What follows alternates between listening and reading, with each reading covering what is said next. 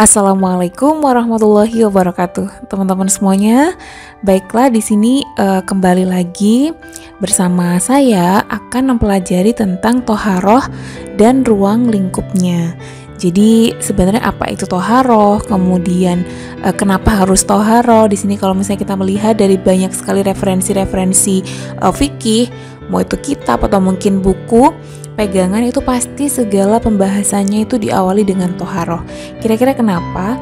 Nah, di sini dikarenakan toharoh merupakan kunci dari syarat sahnya sholat.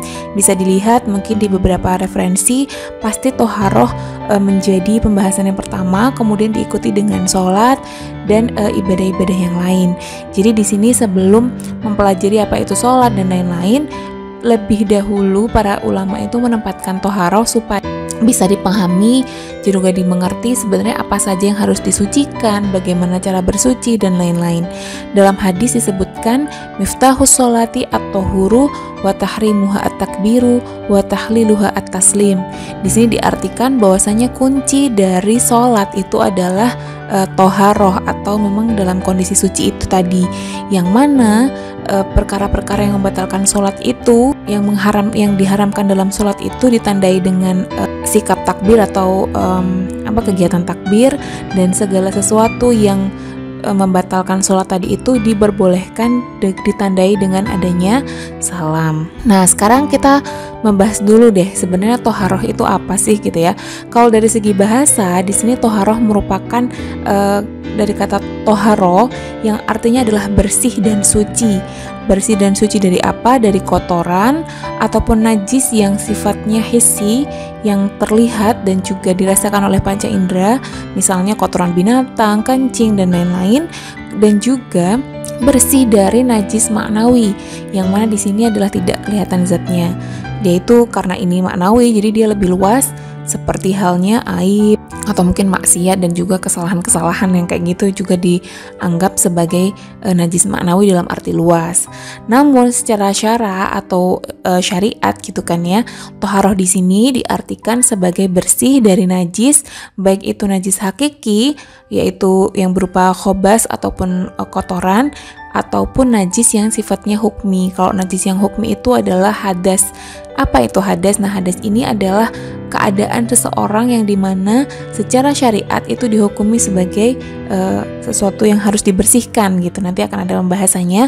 Namun di sini saya akan mengambil salah satu definisi dari Imam An-Nawawi yang sangat jelas mendefinisikan bahwasanya toharoh merupakan kegiatan mengangkat hadas ataupun menghilangkan najis atau yang serupa dengan kegiatan tersebut, entah itu dari segi bentuk ataupun dari segi makna. Jadi membersihkan dari segi najisnya ataupun dari segi hadasnya. Nah, seperti yang saya jelaskan tadi kan ada nih toharoh yang hadas dan juga ada toharoh yang khobas atau najis. Nah, kalau toharoh yang hadas ini adalah, kita ketahui dulu nih hadas itu apa sebenarnya. Nah, hadas di sini adalah kondisi di mana seseorang itu dinyatakan tidak suci. Kenapa kok tidak suci? Karena ada keadaan yang menempel di dia. Jadi hadas itu perkara yang maknawi, yang tidak bisa dilihat oleh panca indera, namun secara secara hukum atau secara syariat gitu kan ya, dia itu dalam kondisi yang tidak suci. Contohnya adalah misalnya dalam kondisi jenabat gitu kan, apa yang kotor dari yang jinabat itu kan nggak ada gitu, tapi karena memang secara maknawi dia diartikan hadas, ya sudah, misalnya kentut itu kan juga nggak ada gitu kan, maka di sini harus dibersihkan dengan cara toharoh hadas. Bagaimana cara mensucikannya? Di sini ada 3. Yang pertama, hadas besar dengan cara mandi, kemudian hadas kecil dengan cara berwudu, dan juga ada cara yaitu yang disebut dengan tayamum, yang dimana di sini merupakan pengganti atau alternatif lain yang bisa ditempuh bila tidak bisa melaksanakan mandi ataupun wudu. Nah, sekarang kepada toharoh khobas atau mungkin orang sering menyebutnya najis gitu ya. Najis merupakan sesuatu yang kotor menurut cara ini, secara istilah demikian. Namun mensucikan. Jadi kalau bedanya hadas tadi itu tidak terlihat, kalau najis itu memang ada sesuatu yang kotor gitu loh, yang terlihat oleh panca indera. Nah, bagaimana cara mencucikan kotoran ataupun khobas ini? Nah, di sini kita bisa melihat bahwasanya dalam beberapa referensi, kalau di dikumpulkan dalam satu kalimat gitulah. Itu biasanya dengan cara membasuh, mengusap ataupun memercikkan. Nah, ini dibagi berdasarkan macam-macam najis yang mungkin sudah dibagi juga oleh para ulama, dan mungkin teman-teman sudah ada yang tahu gitu loh. Yang pertama adalah najis mughaladah, di mana di sini adalah najis yang paling berat, yang mana ini adalah segala sesuatu yang menyangkut anjing dan babi, entah itu air liurnya, atau kotorannya, atau air kencingnya, atau bahkan dagingnya, itu merupakan najis yang mughaladah. Nah, kalau najis yang mughaladah ini pasti teman-teman juga udah tahu cara pembersihannya, yaitu dengan membasuh 7 kali dengan 1 kali menggunakan debu yang suci. Nah, yang kedua adalah najis mukhafafah. Najis mukhafafah ini adalah najis yang ringan. Jadi kategorinya paling ringan di antara para najis yang ada gitu ya. Contohnya apa? Contohnya adalah kencing laki-laki, dan ini bagaimana cara membersihkannya. Untuk kencing anak laki-laki ini maksudnya bayi ya, yang masih belum mengkonsumsi apa-apa, itu cara pembersihannya adalah cukup dengan dipercik-percikan saja. Sedangkan yang ketiga adalah najis mutawasitoh. Kalau najis mutawasitoh ini adalah najis yang dalam kategori sedang, atau ya sedang ya, berarti yang di tengah-tengah. Yang mana ini cara membersihkannya adalah dengan membasuh hingga najis tersebut hilang. Contohnya apa nih ya? Contohnya adalah segala sesuatu yang kayak misalnya, ya bisa juga kotoran binatang, atau mungkin air wadhi, madhi, itu juga termasuk dalam kategori najis mutawasito. Atau air kencing anak perempuan nih, anak kencing anak perempuan beda ya, kalau laki-laki masuk mukhafafah, kalau perempuan menjadi mutawasitoh. Nah, untuk mutawasitoh ini terbagi menjadi 2 nih teman-teman. Jadi ada najis mutawasitoh yang sifatnya hukmiyah, ada juga yang ainiyah. Kalau yang ainiyah berarti dia adalah najis yang memang bisa dilihat oleh mata. Misalnya ada tai burung yang benar-benar terlihat, maka itu disebut ainiyah. Kalau yang hukmiyah itu juga mungkin sama-sama, misalnya kotoran tikus gitu ya, tapi sudah kering gitu kan. Jadi mungkin tidak berbau, tapi bisa dilihat. Jadi najis itu kan ada 3 sifat yang dihukumi ya: terlihat, terasa, dan juga terbau, tercium aromanya gitu. Kalau hukmiyah ini mungkin hanya salah dua ataupun salah 1 aja yang terlihat. Nah, ini bagaimana cara membersihkannya? Kalau yang ainiyah yang benar-benar terlihat tadi adalah dibersihkan sampai benar-benar tidak bisa. Tapi kalau yang hukmiyah ini kan sesuatu yang mungkin sudah dibersihkan tapi sudah terlalu kering, jadi cukup dibasuh-basuh saja di bagian yang tadi itu yang terlihat, yang masih istilahnya kita masih mamang atau ragu, kayaknya di sini masih ada. Nah, itu dibersihkan di bagian situnya. Nah, kemudian salat wajib toharoh. Sebenarnya siapa saja sih yang wajib untuk melaksanakan toharoh ini, baik itu mandi ataupun wudhu atau tayamum? Yang pertama adalah pasti adalah orang yang beragama Islam, karena kalau tidak beragama Islam tidak ada sesuatu yang mensyariatkan mereka untuk melakukan toharoh. Kemudian yang kedua adalah berakal dan juga balik, karena secara otomatis dengan dia berakal ataupun balik pasti sudah kategori mukallaf, yang mana dibebankan oleh beberapa pekerjaan ataupun ibadah yang sifatnya wajib. Kemudian berhentinya darah haid atau nifas. Nah, ini mungkin akan ditanyakan oleh teman-teman nih, berarti kalau lagi haid sama lagi nifas itu nggak boleh toharoh gitu ya? Boleh, cuman tidak wajib ya teman-teman, dan tidak ada kadar istilahnya pahala, ataupun ya kita nggak tahu kalau pahala urusan Allah Subhanahu Wa Taala, cuman kategori hukumnya adalah ya sudah tidak ada hukumnya gitu. Kalau misalnya kalian dalam kondisi haid ataupun nifas namun tetap melaksanakan wudhu, kemudian masuk ataupun mandi besar wudhu lah ya. Kemudian kalau masuknya waktu nih, misalnya masuknya waktu adalah kemudian masuknya waktu. Kalau masuknya waktu ini berarti sudah masuk pada waktu sholat. Ya sebenarnya ini dikarenakan toharoh adalah berdampingan dengan waktu sholat ketika melaksanakan hal-hal yang sifatnya membutuhkan kesucian gitu. Kemudian yang kelima adalah adanya air atau debu yang suci, dan yang keenam adalah mampu melakukan toharoh sesuai dengan kemampuan. Di sini mulai dari kemampuan secara mental dan juga kemampuan secara fisik, karena kadang ada yang tidak bisa melaksanakan toharoh karena memang stroke atau lain-lain gitu ya, ataupun dalam kondisi sakit yang mana dia tidak bisa terkena air atau bagaimana. Nah, itu tidak wajib melaksanakan toharoh. Nah, kemudian berbicara dengan toharoh tadi, otomatis kita memerlukan alat nih, atau sarana untuk bersuci. Nah, sebenarnya apa saja sih yang bisa digunakan seseorang untuk bersuci? Nah, di sini ada 4 hal. Yang pertama adalah air. Ya otomatis ya, kita sudah tahu lah kalau misalnya bersuci itu pasti kita membutuhkan air. Nah, air yang dimaksud di sini adalah air yang suci mutlak, tohir, mutohir gitu. Jadi memang yang suci dan juga mensucikan. Dan yang kedua adalah benda yang keras. Di sini digunakan dalam kasus istinja. Seperti kalau teman-teman nanti kita akan membahas ya, istinja adalah menghilangkan najis dengan menggunakan benda yang keras. Tapi maksudnya di sini air juga bisa. Cuman kalau ternyata memang dalam beberapa riwayat itu juga disebutkan bisa juga menggunakan benda yang keras seperti batu, ranting dan lain-lain ya. Kurang lebih seperti itu. Kemudian debu yang suci yang mana di sini digunakan dalam hal tayamum, dan yang terakhir adalah arak yang menjadi cuka. Nah, hal ini yang masih menjadi perdebatan dari kalangan para ulama. Hanya Imam Abu Hanifah yang memperbolehkan arak yang sudah menjadi cuka itu bisa digunakan untuk bersuci. Sedangkan imam-imam yang lain masih memperdebatkan dari prosesnya, kemudian kesucian dari cuka itu sendiri yang masih menjadi pertanyaan apakah itu benar-benar bisa digunakan untuk bersuci atau tidak. Oke, alat bersuci lain yang juga masih diperdebatkan. Jadi teman-teman, alat bersuci itu tadi kan banyak ya, maksudnya bersuci ini menghilangkan najis juga ataupun digunakan untuk berwudu tadi ataupun mandi. Nah, di sini ada yang pertama adalah air yang suci. Jadi bedakan antara air yang suci dengan air yang suci dan mensucikan gitu. Yang dimaksud di sini adalah air yang suci yang mana itu mungkin dari air tumbuhan, air mawar, air rendaman bunga apa gitu ya misalnya. Nah, itu bisa nggak digunakan untuk bersuci. Nah, ini menjadi perdebatan di kalangan para ulama. Kalau Imam Syafi'i memang tidak memperbolehkan air yang kategorinya sudah hanya bersuci saja, tapi sudah tercampur seperti ada mawarnya atau ada kenangannya atau mungkin air tumbuhan rendaman apa, itu udah nggak boleh. Tapi kalau Imam Abu Hanifah masih memperbolehkan.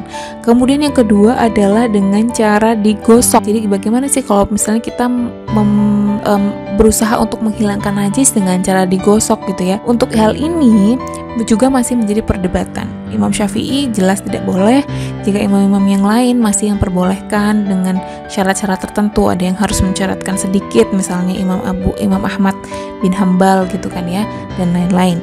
Kemudian mengeruk ini adalah ya tadi misalnya ada kotoran yang sifatnya kering gitu kan, yang udah najis yang sifatnya sudah mengering, udah dicuci tapi kok masih, atau belum dicuci tapi udah terlanjur kering. Itu ada yang memberikan ketentuan bahwasanya boleh mengeruk najis tersebut. Namun ini juga masih diperdebatkan dan banyak ulama yang masih menyarankan untuk dibasuh daripada dikeruk. Kemudian menyapu kembali. Untuk menyapu kembali ini adalah untuk kategori misalnya baju yang terlalu panjang, kemudian menyapu jalanan yang ada najisnya, maka ya udah disapuin aja lagi pakai debu yang bersih. Nah, di sini memang juga mengandung perdebatan juga karena memang debu jalanan itu ini masih ada perbedaan pendapat antara debu jalanan dan yang tidak gitu loh. Karena kalau debu jalanan kita benar-benar tidak bisa menghindari ya apakah itu suci atau enggak gitu. Namun di sini yang memperbolehkan secara mutlak adalah Imam Abu Hanifah dan juga Imam Malik. Kemudian ada membagi di sini adalah dengan memisahkan antara yang sudah terkena dan tidak. Misalnya ada es batu misalnya, kemudian di salah satu ujung es batunya ada tikus mati. Nah, itu bisa dibagi bagian yang kena najis dan tidak. Namun ini juga masih menjadi perdebatan.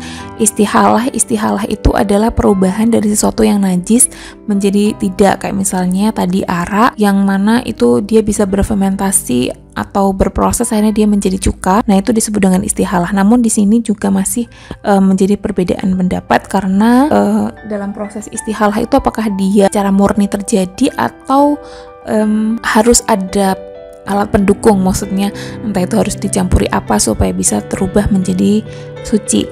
Dan yang terakhir adalah sama. Kalau sama ini memang kesemuanya memperbolehkan, sama menjadi salah satu sarana untuk bersuci, namun dengan syarat-syarat tertentu. Misalnya Imam Syafi'i boleh asalkan itu bukan sesuatu yang unsur anjing ataupun unsur babi. Kemudian Maliki juga boleh, Hambali juga boleh, Imam Abu Hanifah juga boleh. Jadi itu tadi teman-teman alat-alat bersuci yang mana kok ngapain kita nggak jauh-jauh kayak gitu, tapi pada dalam perkembangannya mungkin dalam skincare atau mungkin dalam baju yang kita pakai atau apalah ya, itu kan pasti sekarang banyak ya yang terbuat dari air liur lendir siput misalnya, atau dari apa, vaksin juga kadang-kadang dari jaringan yang mengandung babi. Nah kayak gitu bagaimana untuk proses menjadi halal atau suci itu seperti apa. Bahkan ada juga yang menambahkan dibakar juga bisa melalui api gitu, dan lain-lain. Mungkin bisa didiskusikan atau kita cari referensinya bersama-sama. Kemudian lanjut kepada jenis-jenis air ya. Jadi memang air adalah alat bersuci yang utama gitu ya, di dalam melaksanakan wudhu ataupun tayamum, bahkan untuk menghilangkan jenis-jenis najis yang mungkin ada di sekitar kita. Nah di sini ada macam-macam jenis air. Yang pertama adalah air mutlak. Untuk air mutlak ini adalah tadi air yang suci dan dapat mensucikan benda lain. Yaitu kategorinya apa saja sih sebenarnya air mutlak ini? Yaitu adalah setiap air yang jatuh dari langit yang juga bersumber dari bumi. Bisa air hujan, air laut, air sungai. Ya itu merupakan air yang kategorinya adalah mutlak, yang mana keadaan asalnya tetap, yaitu warna, rasa, dan bau tidak berubah. Itu menjadi syarat lah, air itu bisa dikatakan suci dan juga mensucikan. Dan yang kedua adalah air suci tapi tidak mensucikan. Ini ada 3. Yang pertama adalah air yang bercampur dengan benda yang suci yang menyebabkan berubahnya salah satu sifat. Misalnya ada air di bak kemudian dikasih bunga mawar. Nah sebenarnya masih suci nih, tapi sudah ada aroma bunga mawarnya. Kemudian adalah air tumbuh-tumbuhan, misalnya sari apa gitu ya, sari dari air apa gitu mungkin. Kemudian ada air mustakmal. Air mustakmal ini adalah air yang sudah terpakai meskipun itu hanya sedikit. Nah itu juga tergolong suci namun tidak mensucikan. Bahkan ada juga yang menambahkan air musyamas atau air yang terkena paparan sinar matahari, itu juga sudah dikategorikan tidak mensucikan. Kemudian yang terakhir adalah air najis. Kalau air najis ini udah jelas ya, yaitu air yang terkena benda najis yang tidak dimaafkan oleh syara. Misalnya ada air di satu ember kemudian kejatuhan bangkai tikus, nah otomatis itu udah menjadi air najis. Kemudian macam-macam bersuci nih. Ketika tadi sudah mempelajari tentang airnya, sekarang bersucinya. Yang pertama yang akan kita bahas adalah istinja. Tadi saya sebutkan istinja ya, tapi belum dijelaskan. Nah, istinja ini adalah perbuatan yang dilakukan untuk menghilangkan najis. Namun secara syara, istinja disebut dengan perbuatan yang dilakukan untuk menghilangkan najis dengan benda seperti air dan batu. Jadi yang dimaksud istinja di sini adalah membersihkan najis-najis gitu ya. Kalau bahasa Indonesia saya juga masih bingung untuk mencari tahu bahasa Indonesianya apa. Ya membersihkan kotoran itulah ya yang disebut dengan istinja ini. Nah istinja bisa dilakukan dengan air, batu, atau segala sesuatu yang keras. Nah muncul istilah lain yaitu istijmar. Apa bedanya istinja dengan istijmar? Kalau istijmar itu adalah menggunakan batu, karena memang dari segi bahasa itu sudah beda ya. Kalau istinja itu bisa dengan apapun, maksudnya yang penting bedanya keras ataupun air, sedangkan istijmar ini khusus kepada batu. Jadi bedakan ya teman-teman, adalah istinja dan juga istijmar. Istinja hendaknya dilakukan dengan menggunakan air, batu, atau semacamnya, yaitu benda-benda yang keras, suci, dan mampu menghilangkan kotoran. Dan juga barang tersebut bukanlah barang yang berharga dan terhormat menurut syara. Dalam sebuah hadis disebutkan bahwasanya kita nggak boleh melaksanakan istinja dengan menggunakan tulang ya, karena kalau dalam hadis tersebut adalah mungkin di alam jin itu menjadi sesuatu yang berharga bagi mereka. Nah sebenarnya hukum istinja ini apa? Kalau misalnya kita mengacu pada setiap nas yang ada dalam Al-Quran ataupun hadis, di sini memang adalah sebuah keharusan. Namun tidak ada yang menetapkan ini adalah wajib gitu. Cuman ya otomatis kalau misalnya mau melaksanakan sholat ya harus bersih gitu kan. Bahkan dalam sebuah hadis itu hanya disebutkan idza dhahaba ahadakum ilal ghaid falyadhhab mahu bi thalathati ahjarin. Jadi kurang lebih kalau misalnya ada sesuatu yang mau kotoran gitu kan ya, itu harus dibersihkan dengan 3 batu lah ya, istilahnya seperti itu. Jadi hukumnya memang tidak disebutkan secara wajib, namun di sini ya memang harus bersih ketika mau melaksanakan sholat atau apa, itu kan yang memang harus bersih dan suci. Kemudian mengenai wudhu. Wudhu adalah yang sudah kita lakukan sehari-hari dari kita kecil sampai sekarang ya. Jadi wudhu itu nggak perlu dijelaskan lagi lah ya. Namun secara istilah syara disebutkan bahwasanya wudhu merupakan suatu perbuatan yang memanfaatkan air dan digunakan untuk membersihkan anggota badan tertentu. Nah, di sini disebutkan dalam surat Al-Maidah ayat 6 yang dimaksud anggota badan tertentu itu adalah muka, kedua tangan, kepala dan juga kedua kaki. Nah, hukum wudhu apa? Hukum wudhu ini bermacam-macam ternyata.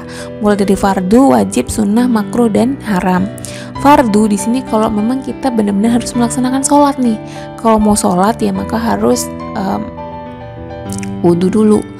Wajib ketika kita mau tawaf, mau baca Al-Quran gitu kan ya. Sunnah ketika kita mau membaca kitab-kitab tafsir, kitab fikih, kitab hadis, itu memang disunahkan untuk untuk berwudu terlebih dahulu. Kemudian makruh adalah ketika wudu tersebut dilaksanakan dengan membuang-buang atau memubazirkan air. Dan yang terakhir haram ketika wudu ini dilaksanakan dengan air yang tidak halal, maksudnya airnya curian atau mungkin airnya ngambil punya orang lain, itu kategorinya adalah haram. Nah, rukun wudhu ini yang berbeda-beda dari setiap madhab. Namun di sini saya mengambil madhab Syafi'i saja karena Indonesia mayoritas menganut madhab Imam Syafi'i. Jadi ada 6 ini. Niat membasuh, ya kurang lebih sama lah dengan yang ada di Al-Quran, cuman ditambahkan niat dan tertib. Kemudian syarat wudhu nih. Syarat wudhu apa aja? Syarat wajibnya otomatis harus berakal balik Islam, mampu pakai air, hadas, memiliki hadas ya, entah itu ya hadas kecil otomatis. Kemudian suci dari haid dan nifas seperti yang saya jelaskan tadi, dan waktu yang sempit. Di sini dalam syarat wudhu para imam madhab memberikan syarat waktu yang sempit ini adalah memang wudhu ini kan untuk segera melaksanakan sholat ya. Jadi takutnya nanti kalau misalnya wudhunya tuh 1 jam sebelum sholat, nanti akan menimbulkan keraguan-keraguan. Aku tadi udah batal belum ya dan lain-lain. Maka disyaratkan bahwasanya wudhu itu dilaksanakan dalam waktu yang sempit. Kemudian syarat sahnya apa aja? Yang pertama adalah meratakan air. Jadi nggak cuma pokoknya kena air, enggak, tapi harus diratakan. Kemudian menghilangkan apa saja yang menghalangi, termasuk mungkin cincin. Jika ada cincin yang ketat gitu bisa dilonggarkan dan lain-lain. Tidak terdapat perkara yang menafikan wudhu. Maksudnya di sini adalah tidak ada hal yang membuat kita terputus-putus untuk melaksanakan wudhu. Kemudian masuk waktu tadi. Nah, yang ketiga adalah mandi. Mandi di sini adalah maksudnya mandi untuk menghilangkan hadas besar ya, yang mana secara syariat didefinisikan dengan meratakan air ke seluruh tubuh dengan cara tertentu. Rukunnya hanya meratakan air ke seluruh bagian tubuh sesuai dengan kemampuan dan tidak menimbulkan kesukaran. Ya maksudnya kalau yang tadi kan harus ada kepala, kemudian siku-siku dan lain-lain. Jika mandi di sini adalah kuncinya seluruh tubuh harus terguyur air. Kemudian apa saja yang mewajibkan mandi di sini? Saya simpulkan ada 5 lah ya. Yang pertama adalah keluarnya mani. Jadi keluarnya mani itu menjadi syarat seseorang harus mandi. Namun jika yang keluar itu adalah wadhi ataupun madhi, maka itu tidak wajib mandi, hanya cukup dibersihkan saja. Kemudian bertemunya 2 kelamin, ya pokoknya ketemu aja itu harus mandi juga. Kemudian haid dan juga nifas otomatis. Kemudian matinya seseorang yang tidak syahid ini harus dimandikan, dan seseorang yang masuk Islam di sini juga wajib untuk mandi besar. Kalaupun mazhab Syafi'i dalam tata cara mandinya itu menetapkan bahwasanya perkara yang wajib hanya 3. Yang pertama itu adalah niat. Yang kedua adalah menghilangkan najis jika memang ada, dan yang ketiga adalah menuangkan air ke seluruh tubuh yang terlihat dan juga setiap bagian rambut dan juga bulu. Jadi kurang lebih itulah cara mandi ya. Niat menghilangkan najis jika memang ada, harus dibersih-bersihkan dulu, baru setelah itu menuangkan air ke seluruh tubuh. Adapun yang selain itu hukumnya adalah sunnah. Kalau imam-imam yang lain ada yang menggosok-gosok itu menjadi wajib, ada yang memperhatikan lipatan-lipatan itu juga wajib. Namun di sini kita lihat dari sunnahnya deh. Kalau sunnahnya adalah memulai dengan membasuh kedua tangan, kemaluan, kemudian membuang najis jika memang ada dalam tubuh. Di samping itu juga niat ketika membasuh.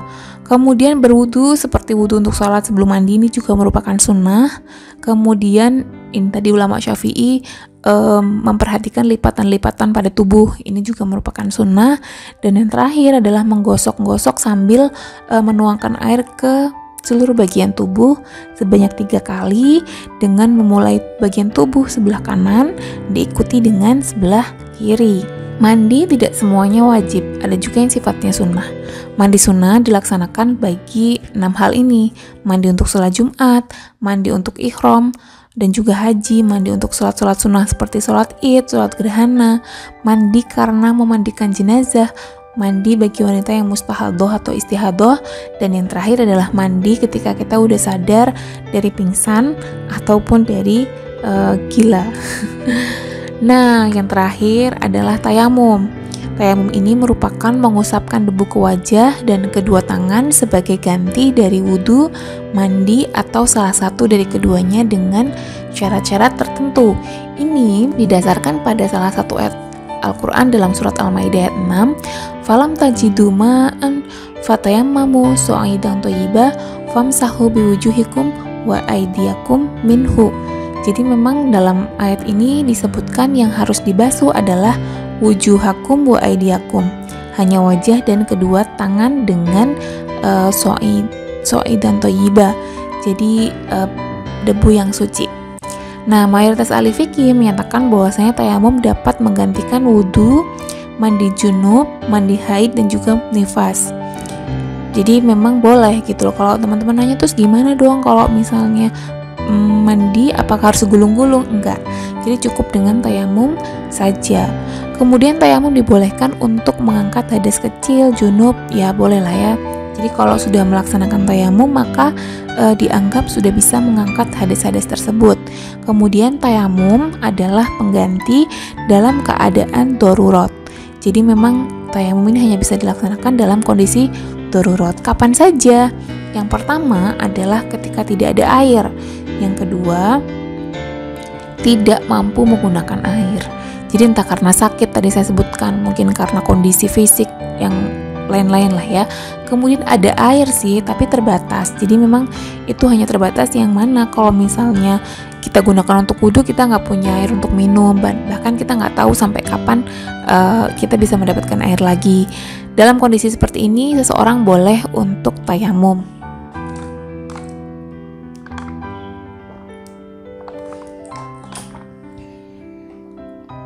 Sakit, mungkin dalam kondisi yang diinfus dan lain-lain agak susah ya, dan tidak boleh kena air, misalnya ada luka, nah itu boleh juga. Kemudian iklim yang sangat dingin, jadi kalau misalnya dalam suasana musim dingin yang banget minus berapa derajat, itu boleh untuk melaksanakan tayamum. Kemudian tidak ada alat untuk mengambil air, ini mungkin kalau dulu nggak ada timba atau apa yang bisa untuk mengambil air ya.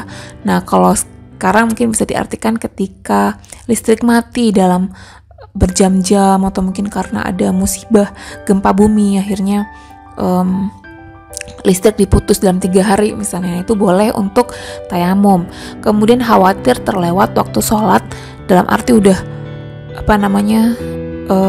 udah kepepet banget waktunya tapi nggak ada air, itu bisa melaksanakan tayamum. Kemudian rukun tayamum apa aja? Nah ini ada gambarannya sedikit, karena kita tidak bisa bertemu secara langsung, saya tidak bisa mempraktekkan ya. Namun di sini rukunnya adalah mengusap muka, kemudian mengusap muka dan kedua tangan setelah niat dulu ya, niat. Kemudian mengusap muka dan kedua tangan tertib. Ini sesuai dengan Imam Syafi'i dan juga Imam Ahmad bin Hambal. Dan yang terakhir adalah menggunakan debu yang suci. Nah, yang membatalkan tayamum sama dengan yang membatalkan wudhu. Hanya saja di sini ada tambahannya, yaitu melihat air sebelum melaksanakan sholat atau jarak yang lama antara tayamum dan juga sholat. Jadi istilahnya karena tayamum ini sifatnya doruri, jadi dia dilaksanakan segera-segera sebelum sholat gitu loh. Tapi kalau tayamum dulu kemudian 1 jam baru sholat, itu kan kesannya kayak gak darurat gitu loh. Dia masih bisa ada waktu untuk mencari air. Maka di sini jarak yang lama antara tayamum dan sholat menjadi sesuatu yang membatalkan tayamum. Nah, itu tadi pembahasan tentang toharoh, yang mana kesemuanya itu mementingkan antara kebersihan yang pasti, baik itu dari sesuatu yang sifatnya hukmi atau sesuatu yang sifatnya memang aini atau terlihat benar-benar ada najisnya.